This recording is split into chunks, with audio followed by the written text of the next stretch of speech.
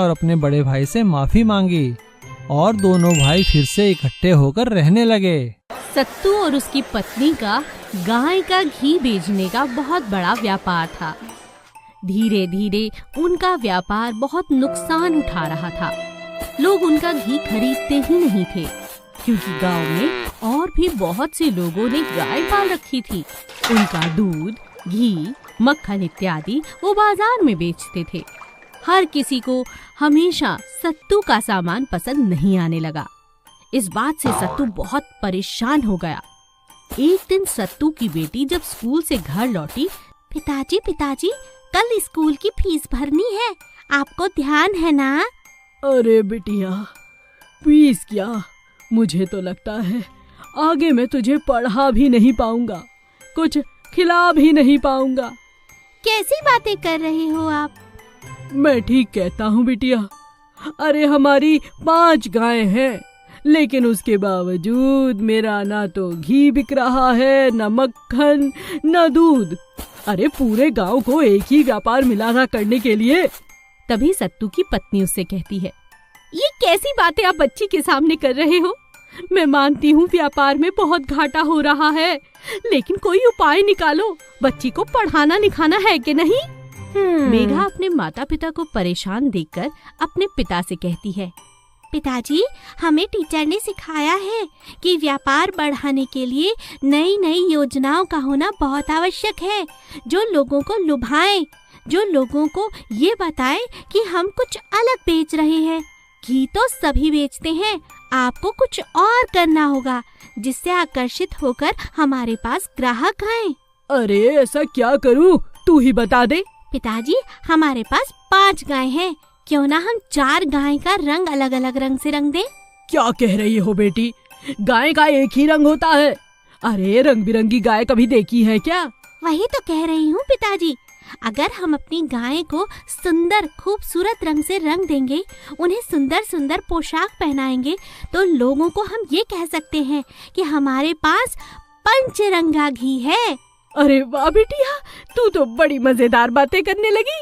मेघा की माँ को मेघा की बातें बहुत अच्छी लगती हैं और वो अपने पति से कहती है, अरे बहुत बढ़िया योजना है, तुम करके तो देखो। सत्तू अपनी बेटी की बात मानकर हर जगह बड़ा बड़ा बोर्ड लगा देता है, पंचरंगी गाय का देसी घी। लोग उस बोर्ड को पढ़ते हैं तो सत्तू के घर गाय का दर्शन करने के लिए जरूर आते हैं। रंग बिरंगी खूबसूरत गाय देखकर हर कोई उनका घी खरीदता है।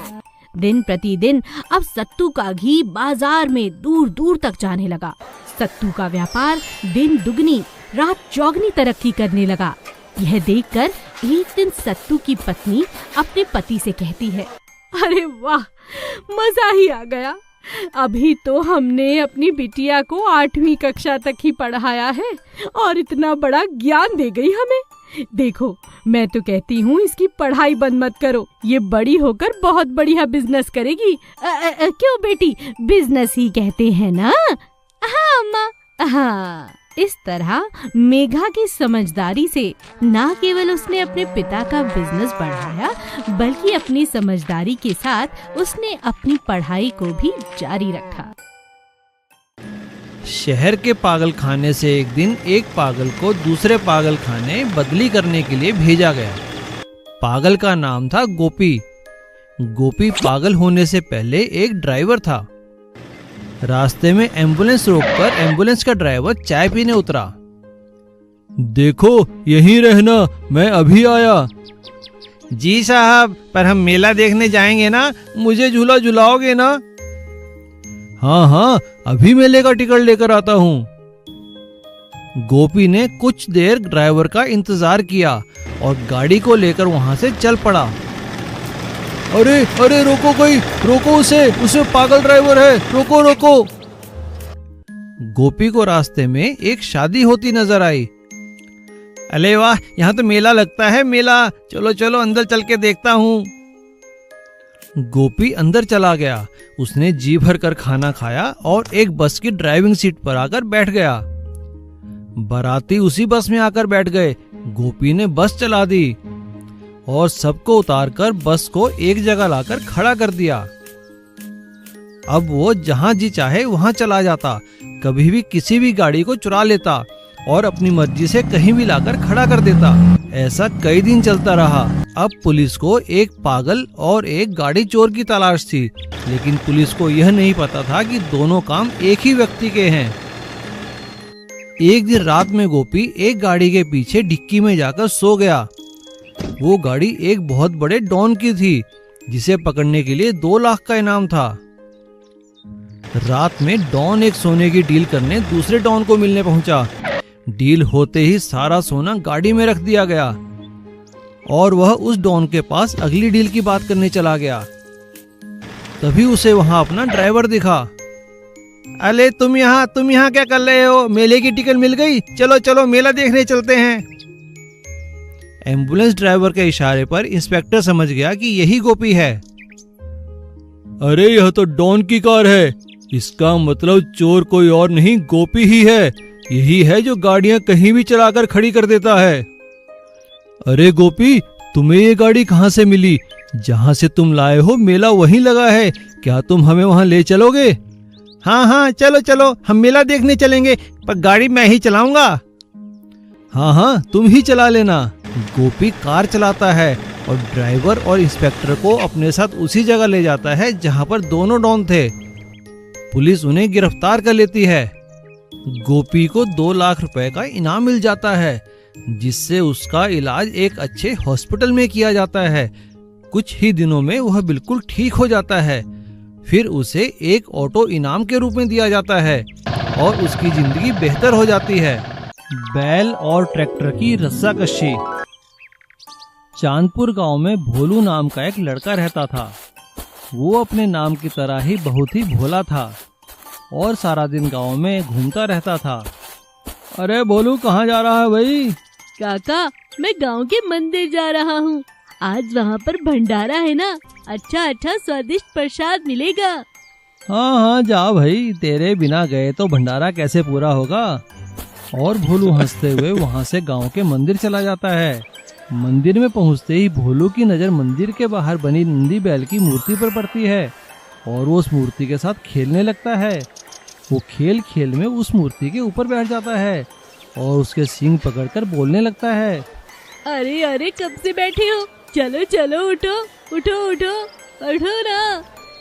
तभी मंदिर के पंडित जी बाहर आकर भोलू से कहते हैं, अरे बेटा भोलू, ये तुम क्या कर रहे हो? ये पत्थर के नंदी बैल हैं, ये उठेंगे नहीं। चलो जाओ बेटा, कहीं और जाकर खेलो।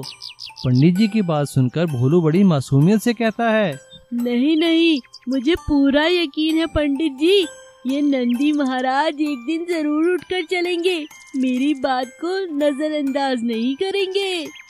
अब तो ये मेरे दोस्त बन चुके हैं ना। अच्छा बेटा, जैसी प्रभु इच्छा, तुम खेलना चाहते हो तो खेलते रहो।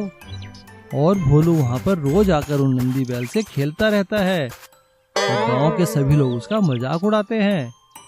एक दिन जब भोलू नंदी बैल से खेल रहा था, तभी वहाँ पर विजय नाम का एक लड़का अपना ट्रैक्टर लेकर आता है।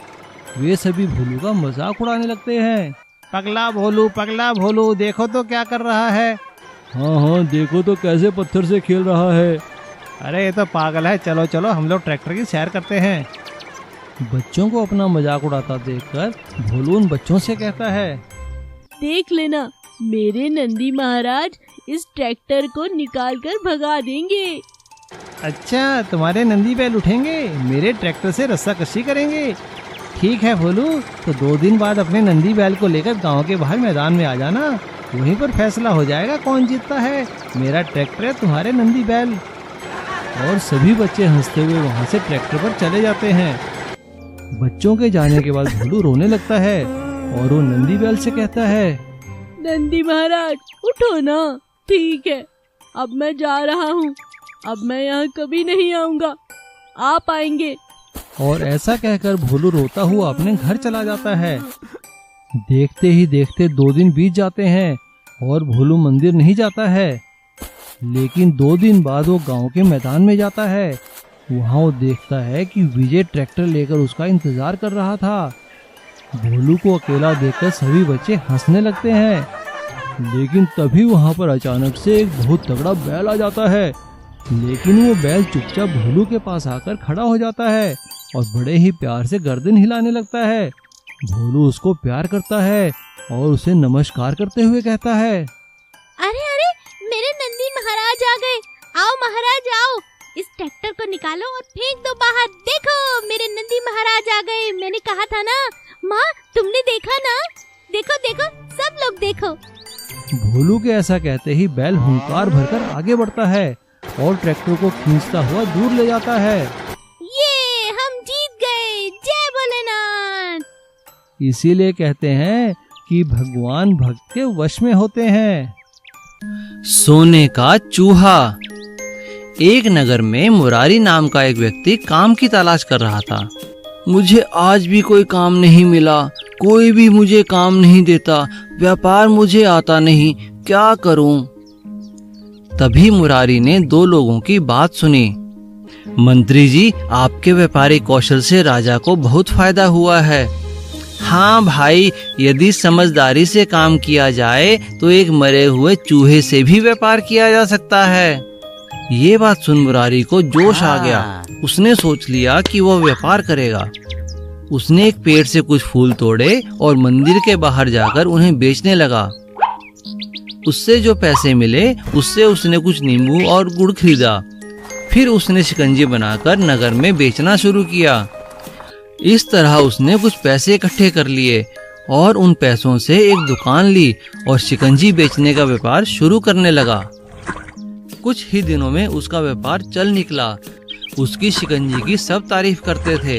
अब उसके पास काम था और पैसा भी था। मंत्री जी ने सही कहा था। मुझे लगता है मुझे उनका धन्यवाद करना चाहिए। उसने एक सोने का चूहा खरीदा और मंत्री जी के पास गया और मंत्री जी से बोला, मंत्री जी, आज आप ही की वजह से मैं कामयाब हो पाया हूँ। मैं आपको अपना गुरु मानता हूँ, कृपया मेरी ये भेंट स्वीकार करें। उस दिन आपने कहा था कि कोई मरे हुए चूहे से भी व्यापार कर सकता है, तो मैंने फूलों का व्यापार शुरू किया और आज मेरी शिकंजी की सबसे बड़ी दुकान है।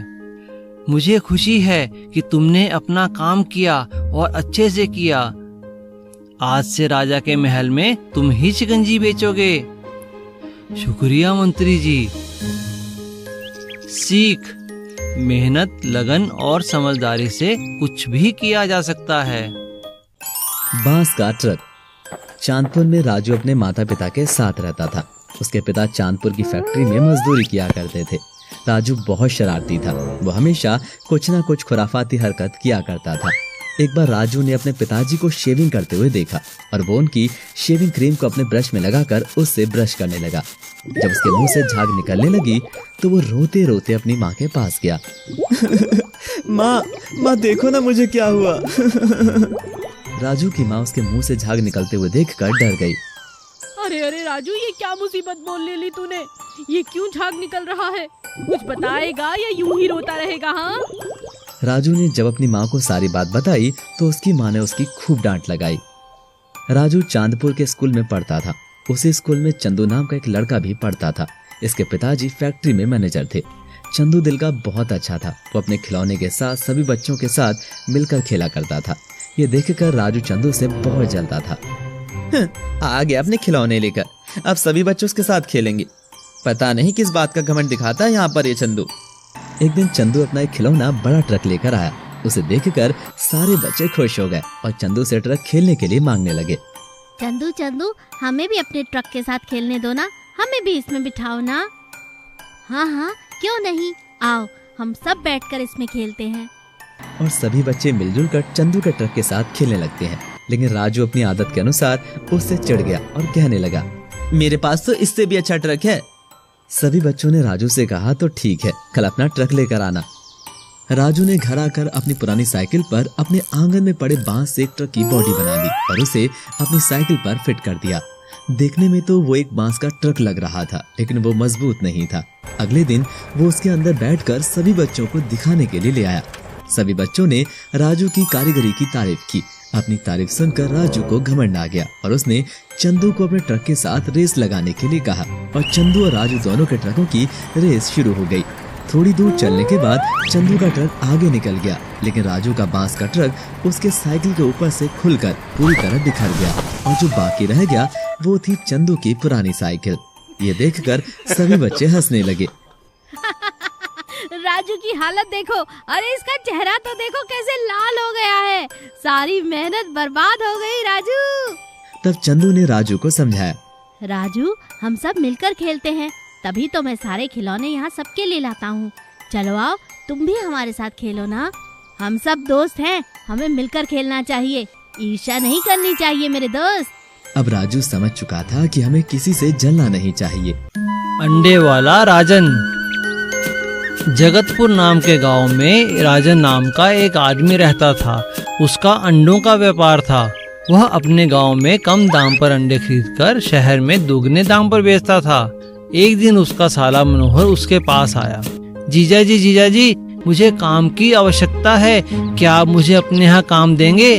काम तो तुम कुछ करते नहीं, मैंने तो तुम्हें कोई काम करते नहीं देखा, बस हमेशा ख्याली पुलाव पकाते रहते हो, क्या काम कर पाओगे तुम? हाँ जीजा जी, मैं काम करूँगा, आप विश्वास तो करो। राजन ने मनोहर को अपने पास काम पर रख लिया। मनोहर देखो, ये अंडे पास वाली दुकान पर दे आओ। हाँ जीजा जी। इस तरह एक सप्ताह बीत गया। मनोहर, आज तुम दुकान संभालो, मुझे बाहर अंडे सप्लाई देने जाना है। हाँ जीजा जी, आप बेफिक्र होकर जाइए, मैं यहाँ का सब काम संभाल लूंगा। जीजा जी, आप मुझे अंडे सप्लाई करने बाहर क्यों नहीं भेजते? मैं भी तो गाड़ी चला लेता हूँ। नहीं मनोहर, तुम अभी बहुत छोटे हो, समय आने पर मैं तुम्हें खुद भेजूंगा। और इस तरह काफी समय निकल जाता है। कुछ दिनों बाद मनोहर ने राजन से कहा, जीजा जी, आज आप मुझे अंडे सप्लाई करने भेजिए, मैं सारा काम सीख के आया हूँ, मैं सारा काम अच्छे से करके आऊंगा। ठीक है राजन, आज तुम चले जाओ, पर गाड़ी ध्यान से चलाना। मनोहर खुशी खुशी टेम्पो लेकर चला जाता है, पर अपनी मस्ती में थोड़ी दूर जाने पर एक खंभे से टकरा जाता है, जिससे टेम्पो पलट गया और सारे अंडे टूट गए। जब राजन को पता चला तो वहां पहुंचा। ये क्या किया मनोहर तुमने? जीजा जी, मुझे माफ कर दो, मैं अपने ही ख्यालों में गुम होकर टेम्पो चला रहा था, इसी वजह से सब गड़बड़ हुई, मुझे माफ कर दो जीजा जी। ठीक है मनोहर, तुमने अपनी गलती मान ली, पर अब तुम्हें इससे सबक लेना चाहिए कि कोई भी काम करो तो समझदारी से और संभल कर करो। हाँ जीजा जी। सीख, अपनी गलती मान लेने में कोई छोटा या बड़ा नहीं होता। डंप ट्रक वाला। कन्हैया एक ड्राइवर था। वह एक कंपनी में डंप ट्रक चलाता था। उसका काम खदान से पत्थर लाकर कंपनी में पहुंचाने का था। वह बहुत ही घमंडी और गुस्से वाला था और छोटी छोटी बात पर लोगों से झगड़ा करने लगता था। एक दिन जब मशीन ऑपरेटर उसके ट्रक में पत्थर भर रहा था, अरे बस करो, हटाओ मशीन, मुझे अभी जाना है। अभी तो पूरी गाड़ी भी नहीं भरी, बस एक दो बार और पत्थर डालने दो। अच्छा, अब तू मुझे सिखाएगा कि गाड़ी में कितना पत्थर भरना है। ऐसा कहकर वह उससे झगड़ा करने लगता है। बाकी ड्राइवर दोनों की लड़ाई छुड़ा देते हैं और कन्हैया वहां से अपना डंप ट्रक लेकर चला जाता है। खदान और फैक्ट्री के रास्ते में गांव का एक छोटा सा बाजार आता है। कन्हैया बाजार के बीचों बीच डंप ट्रक खड़ा कर कुछ सामान खरीदने के लिए उतर जाता है, जिसकी वजह से सड़क पर जाम लग जाता है। तभी एक पुलिस वाला वहां आता है। अरे इस ट्रक का ड्राइवर कहाँ है? थोड़ी देर बाद कन्हैया वहां आता है तो पुलिस वाला उसे डांटते हुए कहता है, हटाओ अपना ट्रक यहाँ से। अरे साहब, तो कहाँ खड़ा करूं, मुझे सामान भी तो लेना है। अरे यह कोई कार है क्या जो तुम इसे लेकर बाजार में सामान लेने आए हो? हटाओ इसे यहाँ से, अगर दोबारा यहाँ देखा तो तुम्हें थाने में बंद कर दूंगा। अरे हाँ ठीक है साहब, मेरे लिए तो यह कार ही है। ऐसा कहकर कन्हैया अपना डंप ट्रक लेकर वहां से चला जाता है। पुलिस वाले कन्हैया की शिकायत उसकी कंपनी में करते हैं। कंपनी का ऑफिसर कन्हैया को बुलाकर उससे कहता है, कन्हैया, हमें तुम्हारी काफी शिकायतें सुनने को मिलती हैं। अगर तुम्हारी एक और शिकायत मिली तो तुम्हें नौकरी से निकाल दिया जाएगा। हाँ, अभी निकाल दो नौकरी से, तो तुम्हारा इतना बड़ा डंप ट्रक कौन चलाएगा? ऐसा कहकर वह गुस्से में अपना ट्रक लेकर चला जाता है और आदत अनुसार फिर मार्केट के बीचों बीच खड़ा कर देता है। दोनों तरफ जाम लग जाता है। तभी एक एम्बुलेंस की आवाज सुनाई देती है। कन्हैया ट्रक से उतरकर सब्जी खरीदने लगता है। एक आदमी कन्हैया से कहता है, अरे ड्राइवर साहब, अपना ट्रक हटा लो, देख नहीं रहे एम्बुलेंस आ रही है। अरे जाओ यहाँ से, सब्जी लेते ही ट्रक हटा दूंगा। कन्हैया जैसे ही सब्जी लेकर ट्रक के पास जाता है, तभी उसकी नजर एम्बुलेंस में लेटे अपने बेटे पर पड़ती है। अरे अरे बेटा, क्या हुआ तुम्हें? एम्बुलेंस में बैठे स्कूल के मास्टर जी बोलते हैं, क्या ये तुम्हारा बेटा है? खेलते खेलते बेहोश हो गया है, इसे जल्दी हॉस्पिटल पहुंचाना है, और पता नहीं किस बेवकूफ ने यह ट्रक यहाँ खड़ा कर दिया है। कन्हैया तुरंत ही वहां से अपना ट्रक हटा देता है और उसे अपनी गलती का एहसास होता है कि उसके गुस्से के कारण कभी भी किसी का नुकसान हो सकता है, और वह कभी भी किसी से झगड़ा नहीं करने की और ना ही अपना डंप ट्रक रास्ते में खड़ा करने की कसम खाता है। एटीएम चोर। चंदू बचपन से ही बस स्टैंड पर भीख मांगता था। थोड़े थोड़े करके उसे अपने खाने के लिए पैसे तो मिल जाते थे, पर अब वह बड़ा हो गया था। वह एक दिन सोचने लगा कि अधिक पैसों को इकट्ठा करने के लिए क्या करे। मेरे पास इतना धन नहीं है, लेकिन मुझे अच्छी अच्छी चीजें खाना और कपड़े पहनने का शौक है। मैं तो सदा लोगों से मांग मांग कर पैसे इकट्ठा ही करता रहता हूँ, पर कभी अपने शौक के लिए 1 रुपया भी नहीं खर्च कर सकता, क्योंकि अगर मैं सूट पहनकर घूमूंगा तो कोई मुझे भीख नहीं देगा। अब तो अपने शौक दबाने की आदत ही हो गई है। चलो गिनकर देखता हूँ आज कितने पैसे हो गए, फिर सोचूंगा क्या करना है। चंदू पैसे गिनना शुरू कर देता है। तभी उसकी नज़र सड़क के उस पार लगे एटीएम मशीन पर जाती है, जहाँ एक आदमी पैसे निकाल रहा था। वह उससे जाकर भीख मांगता है। दे दे बाबू, भूखे को रोटी के लिए 5-10 रुपए दे दे बाबू। अरे तुम्हें भीख मांगते शर्म नहीं आती? हट्टे कट्टे हो, कुछ काम क्यों नहीं करते? अरे बाबू, मुझे क्या समझा रहे हो? आपने भी तो अभी भीख मांगी है इस मशीन से। यह सुनकर वह आदमी हंसने लगता है और उसे समझाता है, अरे भैया, ये तो मेरे अपने जमा किए हुए पैसे हैं। और वह चंदू को एटीएम मशीन और कार्ड के बारे में बताता है। चंदू ने कई दिनों तक एटीएम के बाहर खड़े होकर देखा और सोचा कि इससे पैसे निकालने के लिए क्या करे। फिर उसे एक तरकीब सूझी। आ गया आइडिया आ गया, मैं समझ गया मुझे इससे पैसे कैसे निकालने हैं।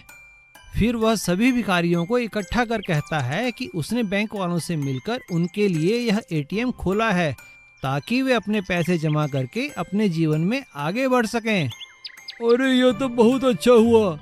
लो भाई चंदू, मेरे पैसे भी जमा कर दो। हाँ, ये ठीक है। मैं अपने देश की सरकार से भी कहूँगा भिखारियों के लिए हर शहर में एटीएम खोले। कुछ दिनों तक सब अच्छा चला। भिखारी चंदू को पैसे देते, वो एटीएम में जमा करने का दिखावा करता और आवश्यकता पड़ने पर भिखारियों को चंदू पैसे वापस भी कर देता। एक दिन चंदू ने कहा, अरे बाप रे, एटीएम तो खराब हो गया। अरे भाई लोग, जरा मेरी सहायता करो इसे खोलने में। सभी भिखारी चंदू की मदद करने लगते हैं, लेकिन उन्हें क्या पता चंदू उनसे एटीएम में चोरी करवा रहा है। एटीएम मशीन खोलते ही बैंक और पुलिस स्टेशन में अलार्म बज उठता है और पुलिस वाले आकर सभी भिखारियों को पकड़ लेते हैं। अच्छा, तो भीख मांगते मांगते चोरी करने लगे। चलो सब जेल में, वहां जाकर भीख मांगना। और पुलिस सबको पकड़कर कैद कर देती है। सूरजपुर नाम के एक गांव में अरुण करके एक आदमी रहता था। उसका पुराना फैन ठीक करने का व्यापार था। वह हर रोज गांव में जाकर सभी गलियों में घूम के फैन रिपेयर करके घर आता था। एक दिन जब वो बाहर गया था, उस दिन बहुत धूप थी। सुनो सुनो, फैन रिपेयर वाला आया। फैन जितना भी पुरानी हो ठीक करेंगे, जैसा भी हो ठीक करेंगे। ऐसा बोलकर गांव में जा रहा था, लेकिन शाम तक कोई भी उसे नहीं बुलाया। धूप ज्यादा होने के कारण वह थक गया था और उसे सर दर्द भी आने लगा। इसीलिए घर जाकर आराम करने की सोची। जब वह घर जाकर सो रहा था, ठीक 12 बजते ही कुछ ट्रैक्टर चलने की आवाज उसे सुनाई देती है, लेकिन उसको ट्रैक्टर तो दिखाई नहीं दी। वो सोच में पड़ जाता है। अगले दिन भी जब वो सो गया था, फिर से उसे ट्रैक्टर चलने की आवाज सुनाई देती है। घबराकर अगले दिन डॉक्टर के पास जाता है। डॉक्टर साहब, मुझे रात को अजीब आवाजें सुनाई दे रही हैं। कुछ ट्रैक्टर की तेजी से चलने की आवाज सुनाई दे रही है। अरे, ये कैसा हो सकता है? अगर आसपास में कुछ नहीं तो ये सब तुम्हारी वहम है। रुको, मैं तुमको एक दवाई देता हूं। तुम इसे हर रोज रात को ठीक सोने से पहले ये दवाई लेकर सो जाना। आराम से सो जाओगे। अरुण ने जाकर ठीक ऐसा ही किया। सोने से पहले दवा खाकर सो गया। अगले दिन दोपहर तक नहीं उठा। जब उसका दोस्त सोनू आकर देखा तो अरुण सो रहा था। अरे उठो अरुण, तुम इतने देर तक सो क्यों रहे हो? देखा, टाइम 3 बज गया है। काम के लिए नहीं जाओगे क्या? उठो उठो। अरे यार, कल रात को मैंने ये दवा खा के सो गया और कुछ पता ही नहीं चला। लेकिन दवाई किस लिए है? अरे यार, मुझे सारी बात बताई। ये बात पता चलते ही पुलिस आकर डॉक्टर को और उन दोनों आदमियों को गिरफ्तार कर लेती है। बाद में गांव वाले अरुण और सोनू की साहस को देखकर उनको इनाम भी देते हैं। एक गांव में किशन नाम का एक किसान अपनी माँ के साथ रहता था। वो गांव के जमींदार की जमीन पर खेती का काम करके अपना और अपनी माँ का गुजर बसर किया करता था। किशन बहुत ही मेहनती था, लेकिन वो बहुत ही बेवकूफ़ भी था और उसकी बेवकूफ़ी भरी हरकतों की वजह से लोग उस पर हंसा करते थे। एक दिन जमींदार ने किशन से कहा, अरे भाई किशन, जरा नए आम के पेड़ से आम तो लाकर खिलाना। मैंने कल देखा था उस पेड़ के आम पक गए हैं। अभी लाया मालिक, अभी लाया। किशन आम के पेड़ से आम लाकर जमींदार को खाने के लिए भेंट करता है। लेकिन आम खाते ही जमींदार किशन से कहता है, अच्छे, अरे कृष्णा, ये आम इतने कड़वे क्यों हैं? मालिक, मैंने आम लगाते हुए आम की गुठली के बीच में नीम के बीज भी डाल दिए थे ताकि आम और भी गुणी हो जाएं। कृष्णा की ये बात सुनकर जमींदार अपना सिर पकड़कर बैठ जाता है और वहाँ खड़े सभी लोग हंसने लगते हैं। एक दिन जमींदार कृष्णा को एक नया मिनी ट्रैक्टर देते हुए कहते हैं, कृष्णा, अब ये ट्रैक्टर तुम्हारा है। अब इस ट्रैक्टर से खेतों में काम करना और इसे संभाल कर रखना तुम्हारी जिम्मेदारी है। कृष्णा ट्रैक्टर लेकर अपने घर चला जाता है। लेकिन रात को जब वो ट्रैक्टर बाहर खड़ा करके सो रहा था, तभी कुछ शरारती बच्चे उसके ट्रैक्टर के टायरों की हवा निकाल देते हैं। अगले दिन सुबह कृष्णा की माँ उससे कहती है, हाय राम, अरे अरे कृष्णा, ये देख, तेरे ट्रैक्टर का लोगों ने क्या हाल किया है। तू सोया ही रहेगा क्या? कृष्णा बाहर आकर ट्रैक्टर की हालत देखता है तो परेशान हो जाता है और बड़ी मेहनत से एक एक करके सारे टायर खोलकर उनमें दोबारा से हवा भरवाता है और उन्हें दोबारा ट्रैक्टर में फिट कर देता है। सारा दिन काम करने के बाद कृष्णा रात को ट्रैक्टर फिर घर के बाहर खड़ा कर देता है और पूरी रात घर की खिड़की पर बैठ के उसकी चौकीदारी करता है ताकि कोई ट्रैक्टर को खराब ना कर दे। ये देखकर कृष्णा की माँ उससे कहती है। माँ की बात सुनकर कृष्णा कहता है, लेकिन माँ, अगर किसी ने बांस में आग लगा दी तो? अरे बेवकूफ, अगर इतना ही डर है तो ट्रैक्टर में जाकर क्यों नहीं रहता? माँ की बात सुनकर कृष्णा को एक आइडिया आता है और वो अगले ही दिन एक छोटा सा तिरपाल लेकर अपने मिनी ट्रैक्टर में एक मिनी घर बना लेता है और उसी में रहने लगता है। अब कृष्णा ट्रैक्टर में ही खाता है, पीता है और काम करने के बाद उसी में सो जाता है। सभी लोग उसे समझाते हैं कि कृष्णा घर के आसपास एक 4 दीवारी बना ले और उसमें ट्रैक्टर खड़ा करो। ऐसे ट्रैक्टर में घर बनाकर सोने में खतरा है। लेकिन कृष्णा किसी की बात नहीं सुनता और वो अपने ट्रैक्टर में बनाए मिनी घर में ही रहने लगता है। एक दिन कृष्णा दिन में सारा काम खत्म करके जब रात को अपने मिनी ट्रैक्टर घर में सो रहा था, तभी जोर की आंधी आती है और उसका तिरपाल उड़ जाता है। कृष्णा को सारी रात ठंड में ही बाहर काटनी पड़ती है।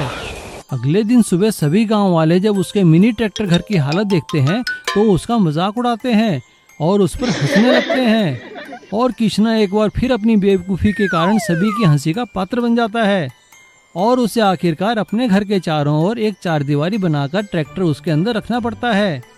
तब उसकी माँ उससे कहती है, अगर पहले ही मेरी बात मान ली होती तो इस तरह लोगों की हंसी का पात्र न बनना पड़ता। माँ की बात सुनकर कृष्णा कहता है, हाँ माँ, तुम ठीक कहती हो, मैं समझदारी से ही काम लिया करूँगा। चंदन एक बहुत अच्छा लड़का था। वो अपने माता पिता के साथ एक गांव में रहा करता था। शहर में वो पढ़ने के लिए जाया करता था। अचानक उसके पिता का स्वर्गवास हो जाता है और उसकी पढ़ाई छूट जाती है। एक दिन वो अपनी माँ से कहता है, माँ, अब हम क्या करेंगे? बेटा, अब तुझे अपने पिता की जगह खेती करनी होगी। हमारी इतनी जमीन है, उसका कुछ तो करना होगा, नहीं तो गुजारा कैसे चलेगा मेरे बेटे। और रही बात पढ़ाई की, वो तो तुझे अब शाम के वक्त ही करनी होगी। स्कूल जाना अब लगातार मुश्किल होगा बेटा। कोई बात नहीं माँ, तुम परेशान मत हो। जानती हो माँ, बहुत दिनों से शहर नहीं गया। वहाँ पर हम बहुत ज्यादा टॉफी और चॉकलेट खाते थे। पिताजी कभी कभी मुझे पैसे दिया करते थे, मैं उन्हीं से खरीद कर खाता था। गांव में तो ये सब चीजें मिलती ही नहीं। बेटा, ये सारी चीजें तो गांव में नहीं मिलने वाली, ये तो बस शहर में मिलती हैं। हाँ माँ, तुमने ठीक कहा। चंदन अपने पिता के खेत में जाके काम करने लगता है। एक दिन वो बहुत उदास खेतों के पास एक पेड़ के नीचे, वह बिल्कुल ठीक हो गया था और पेड़ पर बैठा काय काय कर रहा था। अच्छा, तो तुम ठीक हो गए हो, ठीक है, अब तुम आजाद हो, कहीं भी उड़कर जा सकते हो। जब बुढ़िया ने ऐसा कहा तो कौवा उड़कर उसके सामने बैठ गया और कहने लगा, नहीं नहीं अम्मा, मैं कहीं नहीं जाऊंगा, मैं आपके पास ही रहूंगा। अरे क्या तू बोल सकता है? हाँ अम्मा, मैं बोल सकता हूँ। अब कौवा बुढ़िया के पास ही रहने लगा। एक दिन जब सुबह सुबह कौवा बाहर से उड़कर आया तो उसने देखा कि बुढ़िया अंदर बीमार पड़ी है। उसे बहुत तेज बुखार था और वो बुखार में दर्द के मारे कराह रही थी। कौवे ने अपनी चोंच से बुढ़िया को पानी पिलाया। पानी पीते ही बुढ़िया की आंखें खुल जाती हैं और तब कौवा कहता है, आप फिक्र मत करो, मैं अभी जाकर डॉक्टर को बुलाकर लाता हूँ। और कौवा उड़ता हुआ सीधा डॉक्टर के पास गया। डॉक्टर ने कौवे को देखा और कहा, अरे ये कौवा कहाँ से आ गया? उड़ाओ इसे यहाँ से। लेकिन कौवे ने झट से डॉक्टर की घड़ी उठाई और उसे लेकर उड़ने लगा। घड़ी काफी कीमती थी।